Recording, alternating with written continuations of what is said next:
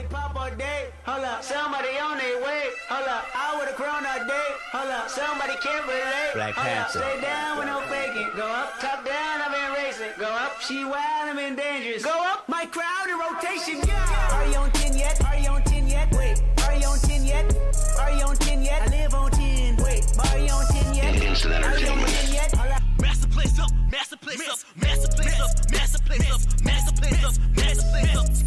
This is the main ingredient, baby, on MS Radio.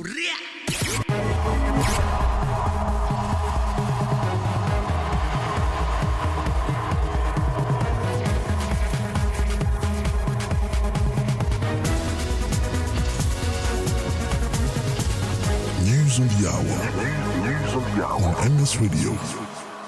Good morning, and it's the top of the hour, and you were tuned into the main ingredient, and I'm DJ Tito, bringing you the news.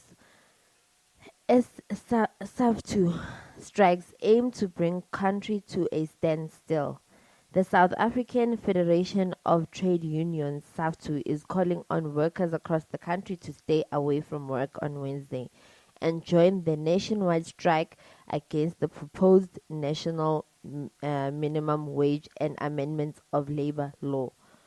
The federation will take to the streets tomorrow in Johannesburg, Cape Town, Port Elizabeth, Bloemfontein and Polokwane to protest against the proposed 20 rand per hour wage.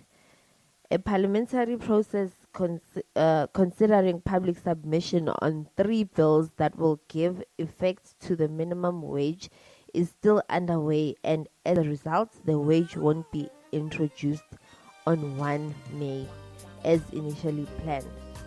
SAFTU says that it wants to bring the country to a standstill on Wednesday. We are making a call to every worker to join the strike on 25th April. Stay away from work. General Secretary Zwelinzima Vavi also says that the organization has extended an invitation to political parties to join the demonstration. This is a fight about the life and death of trade unionism itself in this country.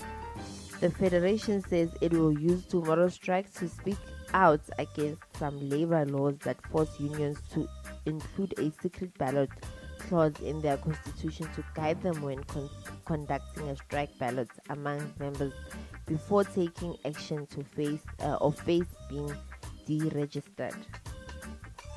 Motsoaledi shocked by intimidation of health workers at Mafikeng Hospital. Health Minister Aaron Motsoaledi says that health workers at the Mafikeng Provincial Hospital in Northwest want to go to work but are being intimidated by unknown individuals.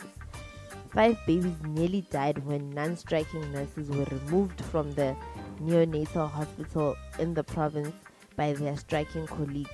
At least 3 people died last week after they were allegedly left without medical care. The SA National Defence Force Health Department has been roped in to secure and operate the facilities. Motsoaledi says he is shocked by the intimidation of health workers. I visited the Mafikeng Provincial Hospital on Monday, and I was told they arrive in the morning, try to prevent chronic patients from getting help. Others say they've been threatened with being at work. Education Department planning to remove all pit toilets from schools. The Basic Education Department says that it is finalizing an audit report for all state schools that still use pit toilets. A target and ensuring legal battle that thrust the issues into the spotlight was held in a Limpopo court on Monday. The High Court in Polokwane dismissed a 3 million claim to compensate Michael Kopane's family for general and constitutional damages. 5-year-old Kopane drowned in a pit toilet at his school in 2014. But Judge Gareth Muller ordered the department to provide proper sanitation facilities at all provinces' government-run schools. The department's Elijah Mhlanga says we were in the process of putting together an audit of all the schools with pit toilets, as well as a plan of how those pit lavatories are going to be eradicated. Section 27 crisis Michael Kopane court ruling. Oh, criticizes, Michael Kopane's court ruling. Legal advocacy group Section 27 says the failure to award constitutional damages in the Michael Kopane case is a stark contrast to the claim that were recently awarded to life Esidimeni victims. On Monday, the court dismissed a 3 million claim to compensate the Kopane family. 5-year-old Kopane drowned in a pit toilet at his primary school in Limpopo 4 years ago. Advocacy group Section 27 has been helping his family seek legal resource. Section 27 says the judgment in Kopane's case fails to develop common law regarding constitutional damages. Educational lawyer them. The advocate says that the judgment fails to adequately acknowledge the circumstances around the little boy's death. Kopane had just started school when he drowned in the pit toilet at his school.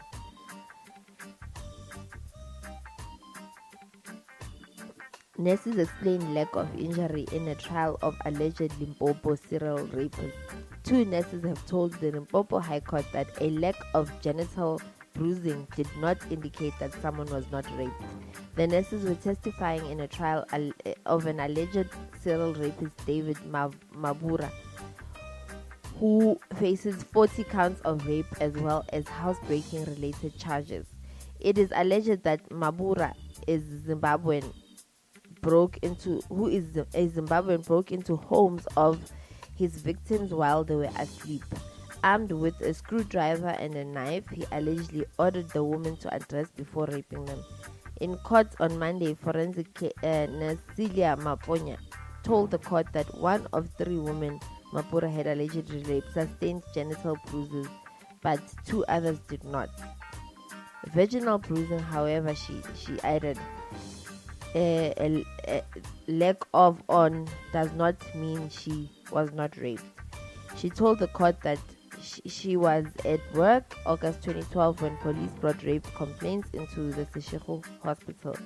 She told the court that the woman had been assaulted. She was raped in her home and at her home and struck with a hammer and suffered a nearly 2 centimeter injury in the head. By conclusion, upon examination, was that she was raped and I retrieved the DNA. She said the other complainant had no visible injuries on her body, however she had vaginal bruises as a result of sexual assault. A second nurse, Basira Mpele, who is attached to Seshego's hospital, also examined a complainant.